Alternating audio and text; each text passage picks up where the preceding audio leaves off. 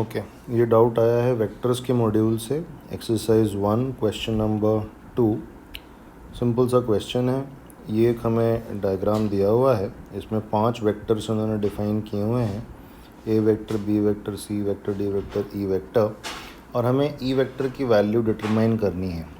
तो सबसे पहले अगर हम चारों ऑप्शंस देखें तो इन सभी में आंसर ए और बी वेक्टर के टर्म्स में है, यानी मुझे सी और डी वेक्टर पे फोकस करना ही नहीं है।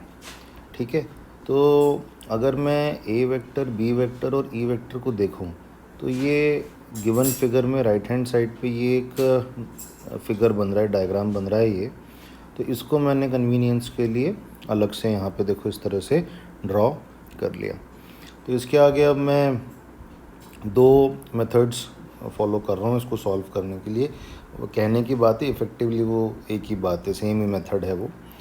तो पहले मेथड में मैंने स्टैंडर्ड रिजल्ट यूज़ किया वेक्टर का। ये रिज़ल्ट कहता है कि अगर किसी भी ट्रायंगल की 3 साइड्स को साइक्लिक ऑर्डर में वेक्टर्स की तरह एक्सप्रेस किया जाए तो उन तीनों वेक्टर्स का सम जो होगा, वेक्टर सम रिजल्टेंट, वो 0 होगा।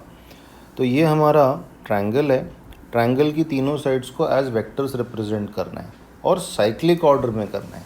यानी देखो कैसे, जैसे ये पहली साइड है, यहाँ टेल है, चले चले चले चले ये हेड आ गया, यानी मैंने ए वेक्टर को ट्रैवल किया, ए वेक्टर को फॉलो किया। जहाँ ए वेक्टर ख़त्म हुआ वहाँ से मेरा बी वेक्टर शुरू हुआ, यानी ए वेक्टर के हेड पे बी वेक्टर की टेल आ गई। चले चले चले बी वेक्टर फॉलो किया, यहाँ आ गए, बी के हेड पे आ गए, बी वेक्टर ख़त्म हो गया, बी वेक्टर ट्रैवल कर लिया। अब बी वेक्टर के हेड पे ई वेक्टर की टेल है, अब ई वेक्टर को फॉलो किया, चले चले चले ऐसे आ गया। मतलब एक पूरा ट्रैवल करने वाला हमारा लूप बनना चाहिए। एक वेक्टर के हेड पे नेक्स्ट वेक्टर की टेल आनी चाहिए। देखो ए वेक्टर के हेड पे बी की टेल है, बी वेक्टर के हेड पे ई वेक्टर की टेल है, ठीक है, ई वेक्टर के हेड पे ए वेक्टर की टेल है। तो इन तीनों वेक्टर्स का जो साइक्लिक सम होगा वो 0 होगा। So A vector plus B vector plus E vector will be 0। इन तीनों वेक्टर्स का सम 0 है।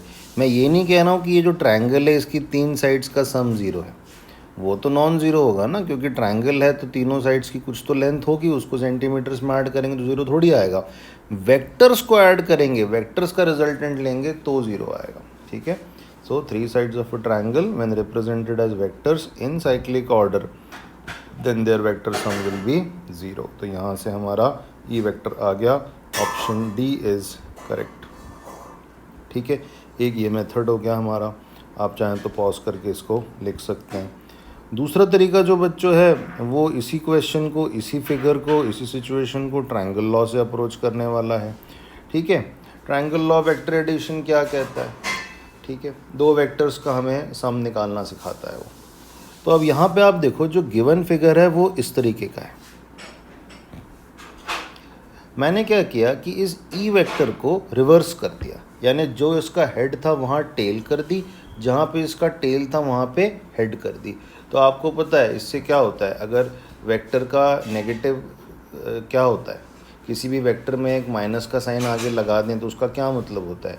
उसका मतलब होता है कि वेक्टर को हमने डायरेक्शन में उल्टा कर दिया, रिवर्स कर दिया, मैग्नीट्यूड उतना ही रहा। तो अगर ये वाला वेक्टर ई वेक्टर कहलाता है तो इसका जस्ट रिवर्स कर देंगे तो वो माइनस ऑफ ई वेक्टर कहलाएगा।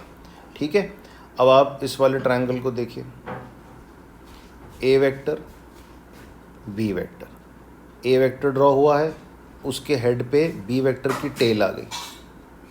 तो यहाँ से यहाँ तक ट्रैवल करने का जो ये इनडायरेक्ट पाथ है, ये कौन सा है? ए वेक्टर प्लस बी वेक्टर, ए वेक्टर प्लस बी वेक्टर। तो ट्रायंगल लॉ वेक्टर एडिशन क्या कहता है कि इन दोनों वेक्टर्स का वेक्टर सम डायरेक्टली इस डायरेक्ट वेक्टर के बराबर होगा।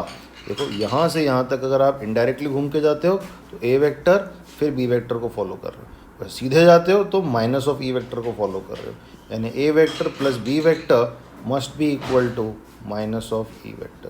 तो यहाँ से भी हमारा ऑप्शन डी बहुत ही इजीली